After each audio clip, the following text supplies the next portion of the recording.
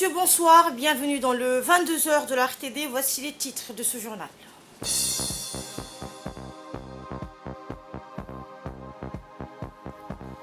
La 24e édition du concours régional de mémorisation du Saint-Coran a été officiellement lancée ce matin au Palais du Peuple.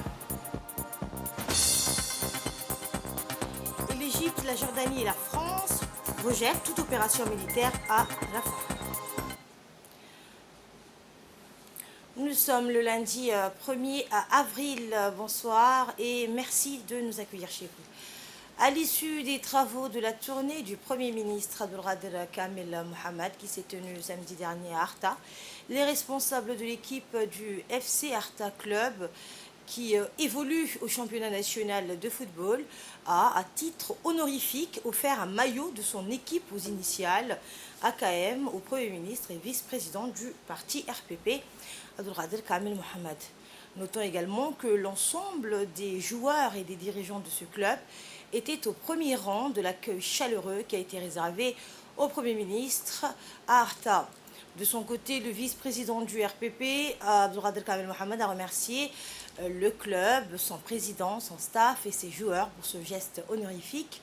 Il a également encouragé les joueurs à continuer leur propre performance et à poursuivre l'émergence qu'ils sont en train de réaliser dans le football national au nom, bien entendu, d'Arta, la Benjamine des régions. Enfin, le Premier ministre n'a pas manqué de féliciter vivement les dirigeants du club pour leurs efforts en faveur du développement du football local et national en général.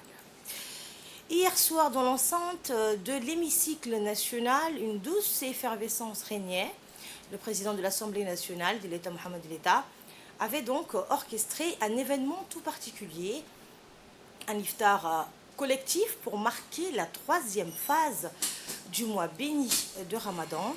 Les parlementaires, revêtus de leur plus beau sourire, se sont réunis avec joie pour partager ce moment de convivialité et de fraternité, loin des discussions politiques et des débats parlementaires. Autour d'une table garnie de mets délicieux, ils ont partagé des instants précieux, renforçant ainsi leur lien d'amitié.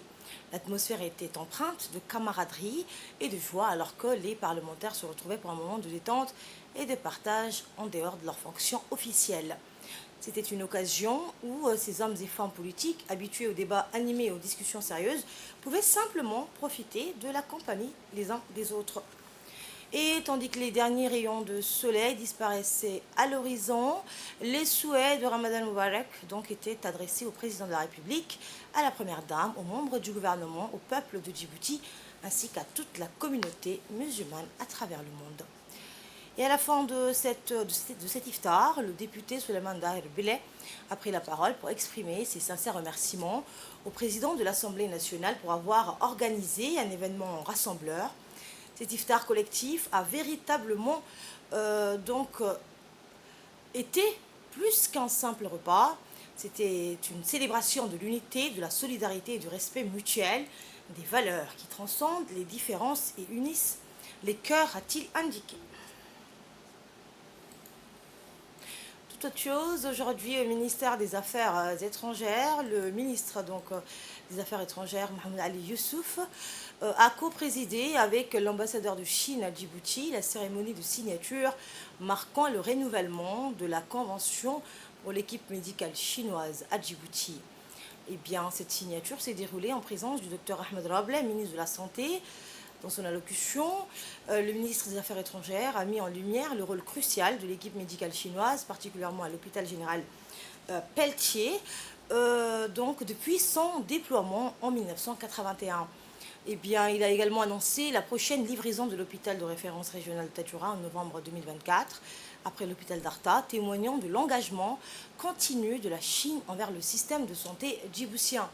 Il a également exprimé sa profonde reconnaissance envers la Chine pour son soutien constant à Djibouti dans divers secteurs, notamment celui de la santé. L'ambassadeur a quant à lui salué la signature de la Convention pour la coopération médicale, soulignant l'importance de la santé dans les relations sino-djiboutiennes et l'engagement à poursuivre cette coopération fructueuse. Et dans l'actualité également, Djibouti a amorcé un tournant décisif dans son parcours éducatif en lançant l'atelier de formation des administrateurs pour l'évaluation PASS 2024. Eh bien, sous la houlette du ministre de l'Éducation nationale et de la formation professionnelle, Mostafa Mohamed Mahmoud, cet événement revêt une importance capitale pour le pays qui participe pour la seconde fois de son histoire à cette évaluation d'envergure, réunie au Centre de formation des enseignants de l'enseignement fondamental, les hauts cadres du ministère de l'Éducation nationale, les représentants des 2 conseillers techniques du PASEC, ainsi que l'équipe nationale et les 65 participants à la formation ont été accueillis. Ces derniers seront sélectionnés avec soin pour occuper les postes d'administrateurs nécessaires à la mise en œuvre de cette évaluation. Dans son discours inaugural, la directrice générale du Centre de formation des enseignants, Mme Acha Farah Ultre, a chaleureusement accueilli les participants, marquant ainsi le début de cet événement majeur. Et bien, par la suite, Mme Ayan Ousmane Abrar, représentante du ministère de l'Éducation à la COFEMEN à Djibouti, a exposé les enjeux et les raisons de la participation de Djibouti à cette évaluation d'envergure internationale. Le ministre de l'Éducation nationale a quant à lui salué l'équipe nationale dirigée par Mohamed Bilebare, responsable national du PASEC, pour son engagement et sa rigueur, reconnu pour un cabinet international spécialisé. Le ministre a également exprimé sa gratitude envers les représentants du PASEC pour leur soutien précieux tout au long de ce processus. Il a appelé les participants à faire preuve de professionnalisme et de dévouement dans leur fonction d'administrateur. Enfin, il convient de rappeler que lors de cette cérémonie inaugurale, le ministre a souhaité à tous les participants un travail de qualité et a officiellement lancé l'atelier de formation. Cet événement marque un pas significatif dans l'engagement de Djibouti pour une éducation de qualité conforme aux normes internationales. Prenant la parole, le ministre de l'Éducation nationale, Mostafa Mohamed Mahmoud, a mis en lumière les avancées remarquables du système éducatif djiboutien, soulignant l'expertise croissante dans le domaine de l'évaluation. On l'écoute.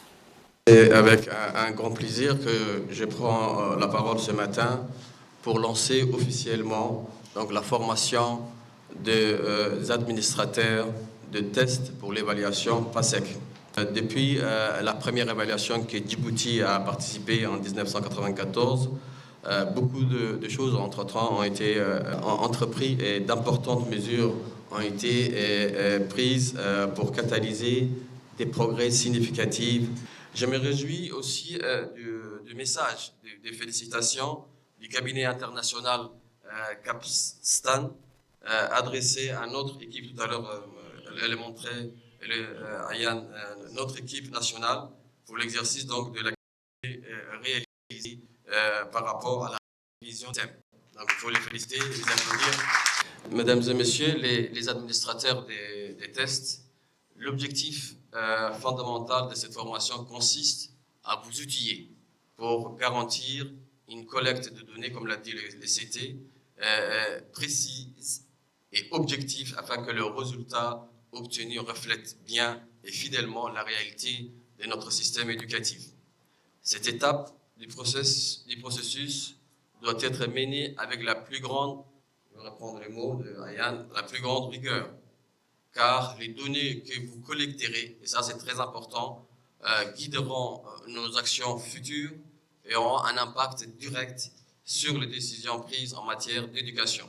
Donc des décisions qui influeront aussi, normal, sans aucun doute, le parcours éducatif des milliers d'enfants de notre pays.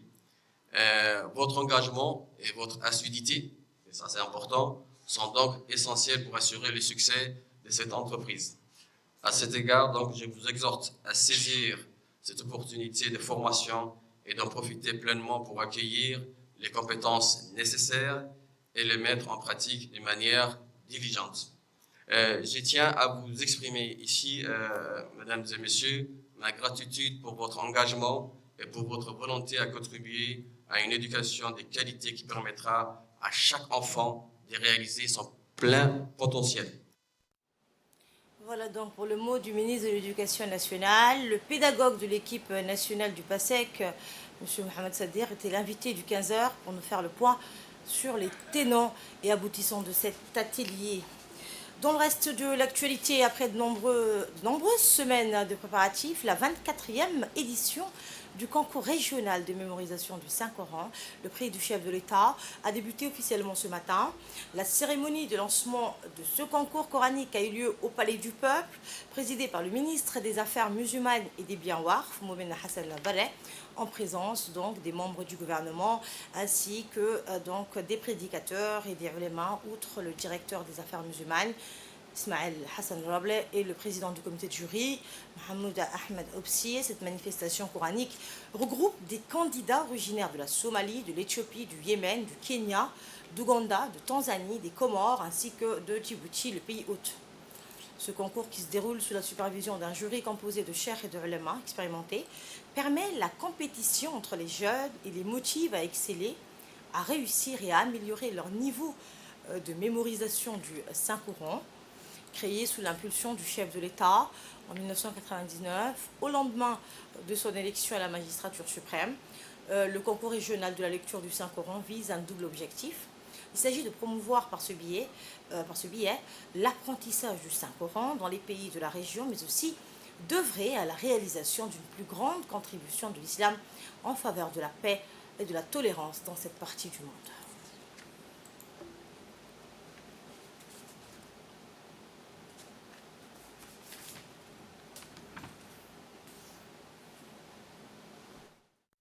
بسم الله الرحمن الرحيم إن هذا القرآن يهدي للتي هي أقوم ويبشر المؤمنين الذين يعملون الصالحات أن لهم أجرا كبيرا. Et après l'ouverture officielle de la cérémonie avec quelques versets du Saint-Coran, l'hymne national et public a suivi avec une grande admiration le chant de la jeune fille Hayat Hassan Lamasi.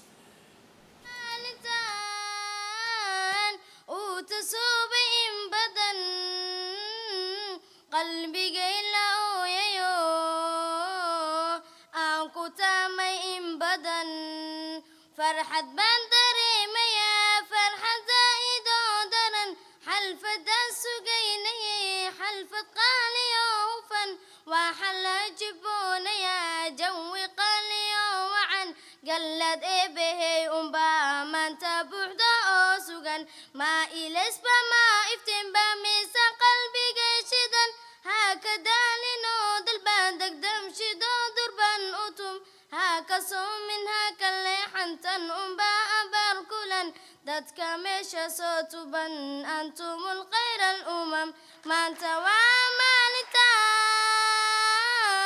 وتصوبين بدن قلبي قيلا يو أنكو تامئن بدن وبحيد الكيقة يو إيقا قاسا ويدسن إيدين كاوسو جهاد ودذالي مالتن هنكا ووحاد وينو لوغو صاندي ساقرا راجديد الكيقة يو إيقا قادم قدقا علمي قو إله نسيو إيو جهلي ماسمن هنكا ووحاد وينو لوغو صاندي ساقرا ميل سلانو هيك سنين بلنتين وعلا.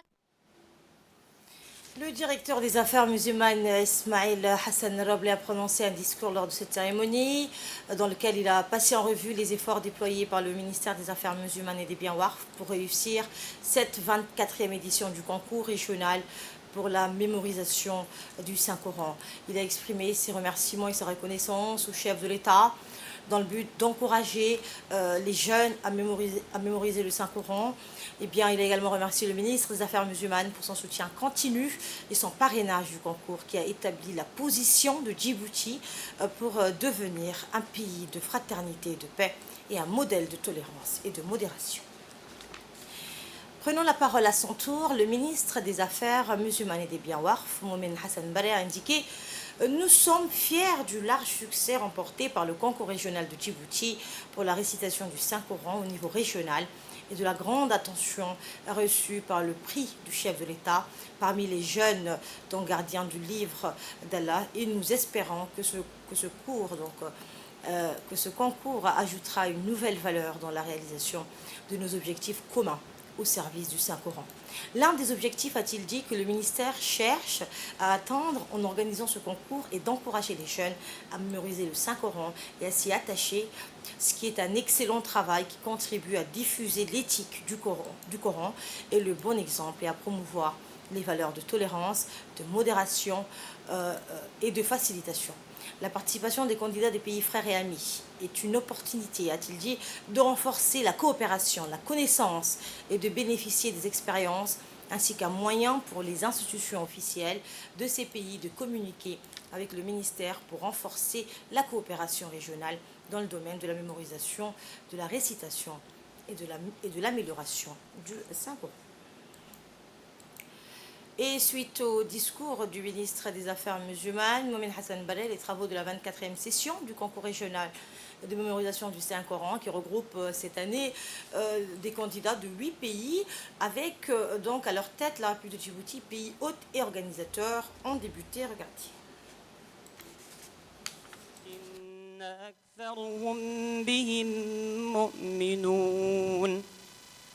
أم حسبتم أن تدخلوا الجنة ولما يأتكم مثل الذين خلوا من قبلكم مستهم البأساء إن في هذا لبلاغا لقوم عابدين وما أرسلناك إلا رحمة للعالمين الذين يبخلون ويأمرون الناس بالبخل ويكتمون ما آتاهم الله من فضله وأعتدنا للكافرين عذابا مهينا.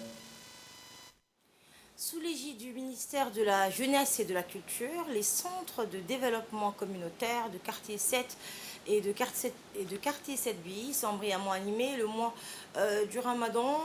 Donc hier, une multitude d'activités a été proposée lors de cet événement, réunissant les jeunes des quartiers dans une ambiance vibrante de partage et de fair play, en présence des responsables des CDC et de leurs animateurs dévoués. Des centaines de jeunes ont convergé vers donc les deux centres pour participer à des tournois sportifs endiablés ainsi qu'à des séances spirituelles enrichissantes. Du football au take-ball, en passant par les jeux de tennis, de table révisités et d'autres activités ludiques comme les jeux d'échecs et le Monopoly. Chaque jeune a eu l'opportunité de s'épanouir socialement, culturellement et sportivement. Sur le plan spirituel et culturel, un concours stimulant sur les 99 noms d'Allah a été organisé pour les jeunes âgés de 10 à 15 ans, tandis que donc, des danses traditionnelles et folkloriques ont enflammé l'atmosphère après le repas de l'iftar. Ces initiatives ont permis à la jeunesse des quartiers avoisinants de se rassembler, de s'engager dans des activités stimulantes sur les plans physiques et intellectuels, tout en favorisant l'échange culturel et spirituels. Elles ont également contribué à promouvoir les valeurs républicaines et citoyennes telles que la cohésion, la solidarité et la fraternité parmi les jeunes participants. Je vous le disais en titre dans l'actualité internationale, l'Égypte et la Jordanie et la France rejettent toute opération militaire à Rafah. Les frappes militaires israéliennes ont tué hier des dizaines de Palestiniens dans la bande de Gaza, selon les autorités sanitaires, alors que l'Égypte tente de négocier une trêve. Le ministre égyptien des Affaires étrangères et ses homologues français et jordaniens ont réaffirmé la ferme position de leur pays concernant le rejet de toute opération militaire sur la ville palestinienne de Rafah et la nécessité de parvenir à un cessez-le-feu immédiat dans la bande de Gaza. Un nouveau bilan du ministère palestinien de la Santé fait état de 32 705 morts à Gaza depuis le début de l'offensive israélienne. Et c'est ainsi que s'achève cette édition. Merci pour votre fidélité. Bonne soirée à tous.